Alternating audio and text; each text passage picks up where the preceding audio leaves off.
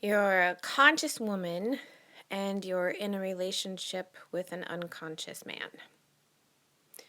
Or improvise other types of partnerships. This can sure bring to the surface some issues. If you have ever laid in bed at night pondering your relationship, these are some common beliefs you have felt or told yourself. You taught him how to treat you. This is your fault. You should have noticed this before. You get what you get, so stop complaining. You're being negative. He puts up with you. You need to put up with him. It's your job as the woman to teach and nurture him. Women and men are different. You need to celebrate the differences. He's your mirror, and this is all about you. And be grateful, because he keeps you grounded. Part of what women are lacking in this duality is seeing that men are kind of right. I'd be willing to say that 70% of consciousness or being conscious is some bogus, made up, twisted version of what reality is. The men know this on a deep level. Men are extremely aware. Maybe they don't want to be barefoot yoga junkies with a man bun and talk about their feelings. Maybe they know to be conscious or aware is actually to tune out the world and focus on themselves before coming up to the surface. Maybe they know that boasting about it or talking too much about it removes the sacredness of the experience.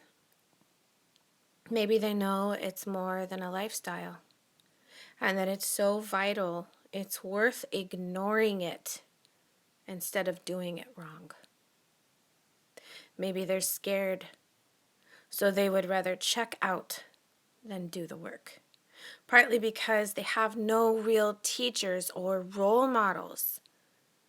I haven't seen many authentic male teachers or shamans or books readily available to the mass of unconscious men. What if we stopped putting glam shots with boobs in front of them with a beer and a TV? This goes back further than you and him or your partner. Way back.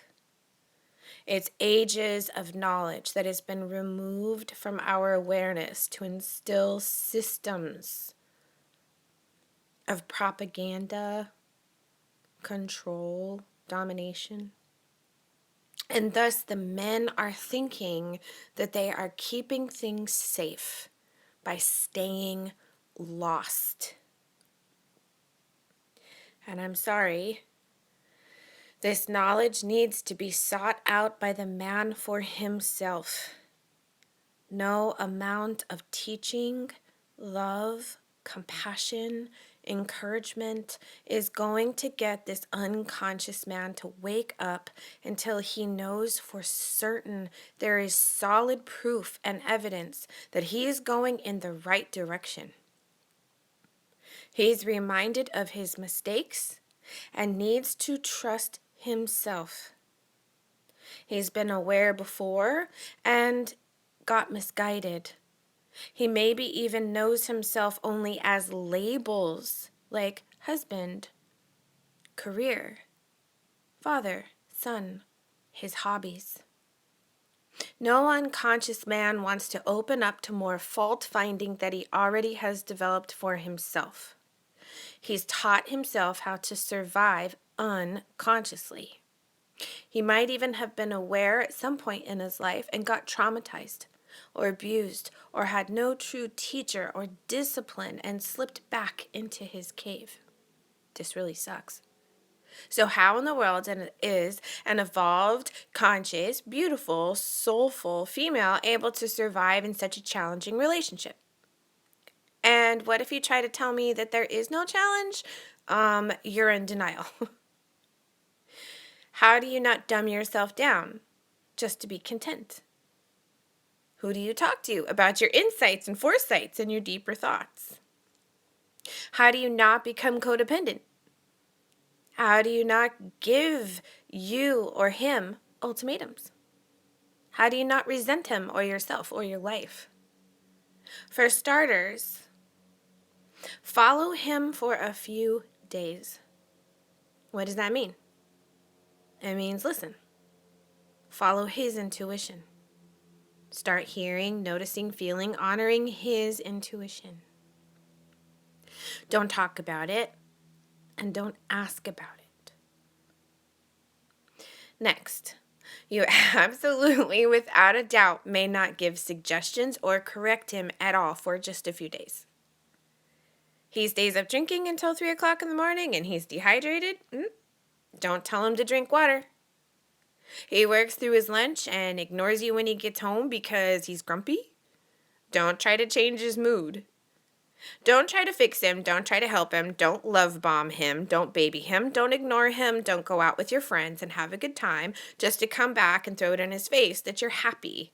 Don't try to get noticed. Don't think he doesn't love you. Don't think he's better off without you. Don't start looking for apartments where you think you can live happier alone than with someone who doesn't see you or get you. Be mindful of your facial and your body expressions. Don't overcompliment. Don't compare him with others or yourself. Don't try and read his moods, and do all of that for a few days. Here's a successful assignment for you as well. Read a book or an article without thinking of someone else. And the internet version, no tagging people or watching videos while thinking of someone else. If it's funny, don't send it to grandma or your best friend. If it's something you wish your children would read, erase the thought. If you think someone you know should read it again without them in mind. If something reminds you of someone, just turn them into a stranger.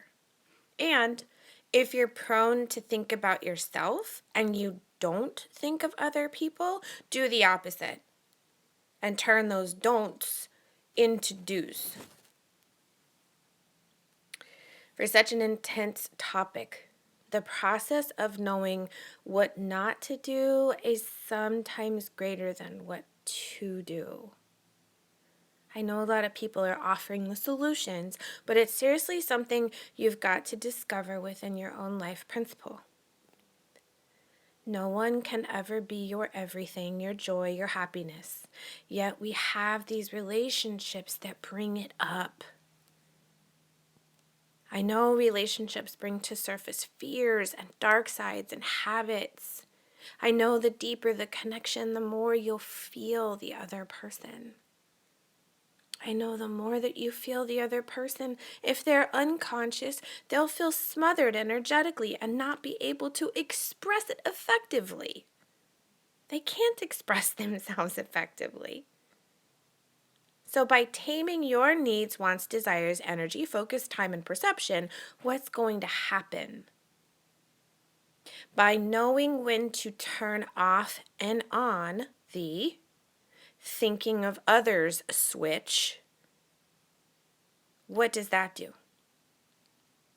Is it possible that your concern towards the unconscious man is actually your intuition,